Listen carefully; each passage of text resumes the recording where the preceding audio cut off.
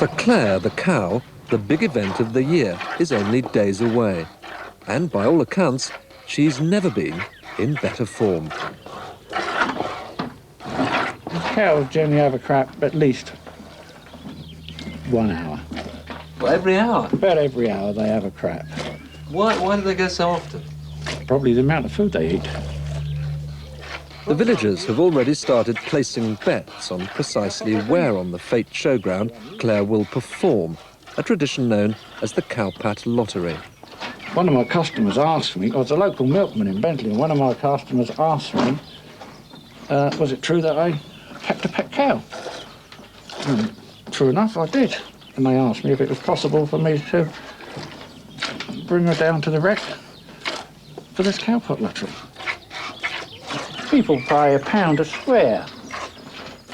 And let Claire go, wherever she craps, and the lucky person who's picked the lucky square has won £250. Really? So if Claire craps on the square that you've bought for £1, you get £250? That's correct. £250? That's correct. Good value for money.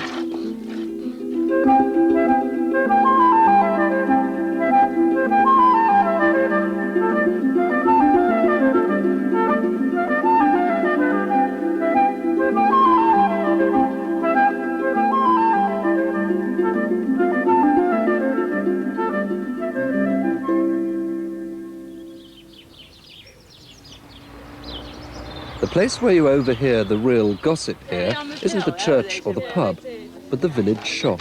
How's my friend Ben? I always hope that the picture actually looks rather worse than when you meet them, because if it's the other way around, it's not very good. No. You know, when you see the picture and you're really looking forward to meet this guy, and then in the end you think, oh, your face drops as you see him. That's not very good. One of the hottest pieces of gossip centres around the love life of the local beautician Simmi, who's been seen in the company of several different young men recently. And when you meet, you know at what time somebody, a man on his own, is going to walk in. Or when you walk in, I've recognised everyone so far, so I'm not worried about it. Oh, that's good. I'm excited, not worried.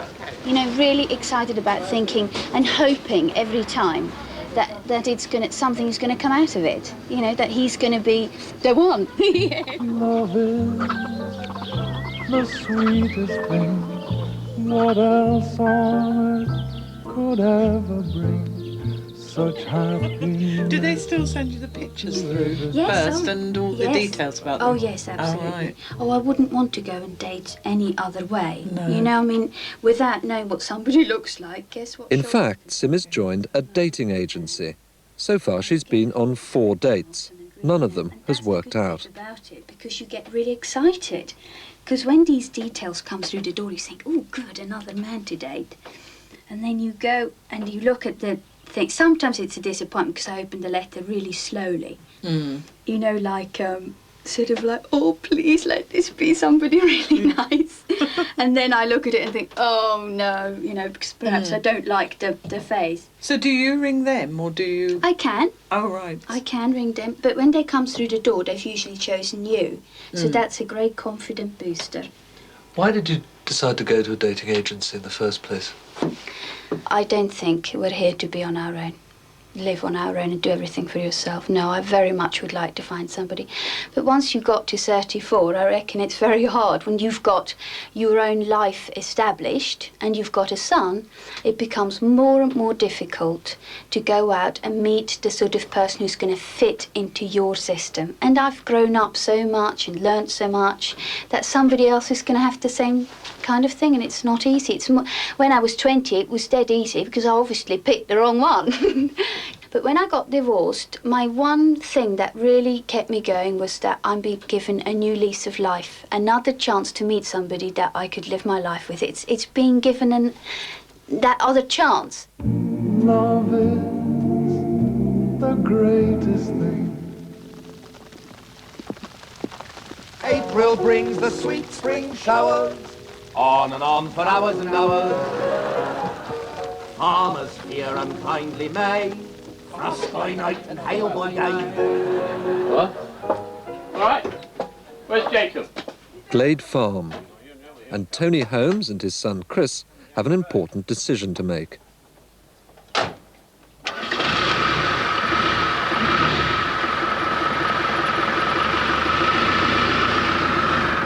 And we have, if it rains as hard as they say it's going to, we're in trouble. Well, we're not, no. Well, it'll be all right. The barley looks ready to harvest, but as Tony gradually hands over control of the farm to Chris, tension between father and son is often just beneath the surface. Today, I wouldn't have to drive one of these combines today. The old ones I could, not new ones.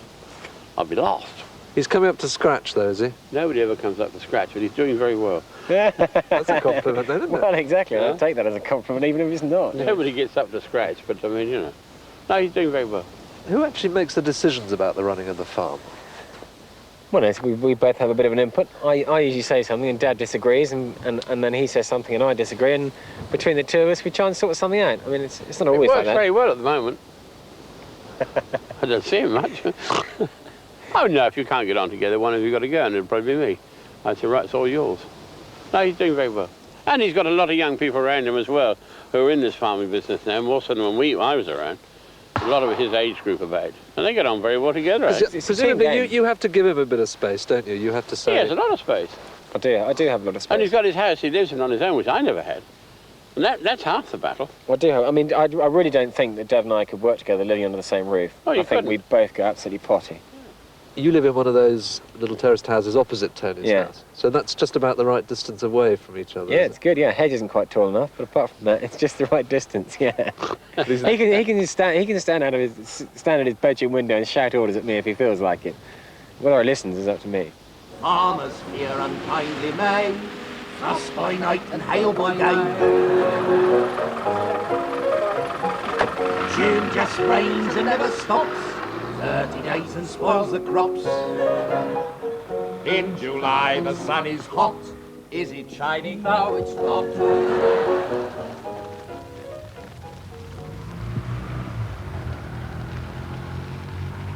The new village bobby is young PC James Salmon, Pinky to his friends. He's keen as mustard to make his mark in the village.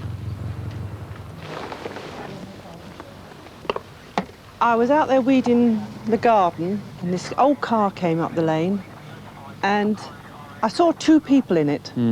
June came out of the greenhouse, two more were coming out of the shop.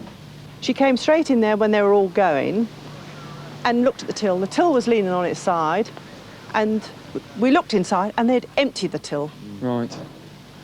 I mean, how much money were well, we'll know when we cash up. You see, we don't know right now. In the region of about 200, 250, something like that they've got away with.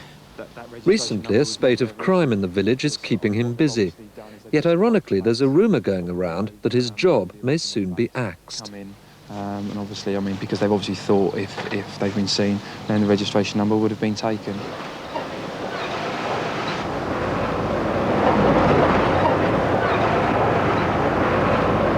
Down on the village council estate, an event they've waited years to see is about to begin. These old 1940s council houses are about to be knocked down to make way for 10 brand new ones. The big cheeses from the district council are here, and best suits and frocks are the order of the day. But nothing can start before the arrival of one man.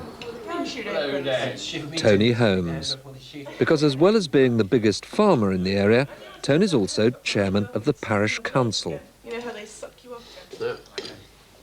Lunch at the farmhouse is about the only chance in the day Tony has to chat with his son Chris and daughter Pom. And today the talk is all about who's top of the list for the new houses. So they're trying to, you know, I mean, with someone in the village who already lives in the village or has done, would they get priority over somebody else? I mean, Well, the ones that are in there get priority first. Yeah. And what are they going to be? Sort of two or three bedrooms? Are they all going to be the same? 2 bedrooms, 3 bedrooms, I think. No, I don't think all going to be the same, all different ones. The old bungalow going in, I think, which is right.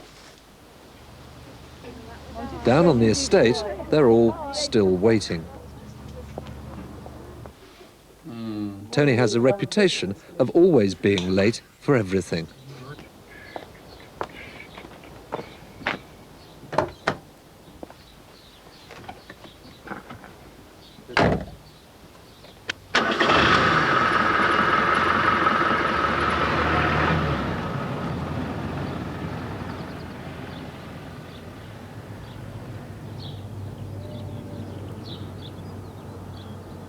Pinky Salmon, also on his way to the estate, is clearly concerned about his future. During the past year, several other forces have considered basically doing away with beat officers. I mean, we are now concerned that that is going to happen to us. I mean, at the end of the day, I mean, we feel that we are a vital resource because you're looking at knowledge more than anything else. I mean, certainly some of the beat men within the Alton area, I mean, some of them have been there 12 years. And they know everybody, everybody in the village knows them. If they've got a problem that they don't really want to discuss at the police station at Alton, then they will go to the beat men. And if the beat men were gone, I'm afraid that wouldn't happen. The beginning of the end of the village bobby? I think so, yes, yeah. I mean, at the moment, we're waiting for a policy decision. When constabulary duties to be done, a policeman's lot is not a happy one.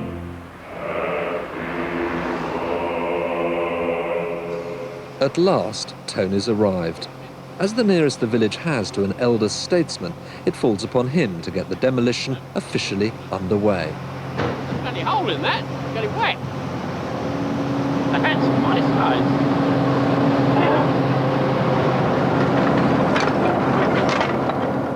size. Tony's rather informal approach takes the council officials by surprise.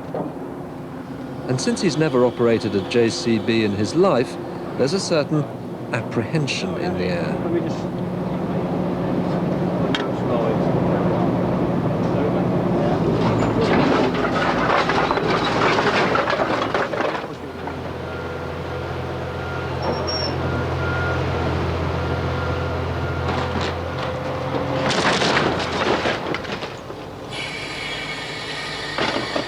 For some people, like Debbie and her son Joe, desperately hoping for one of the new houses, this could be one of the most important events in their lives.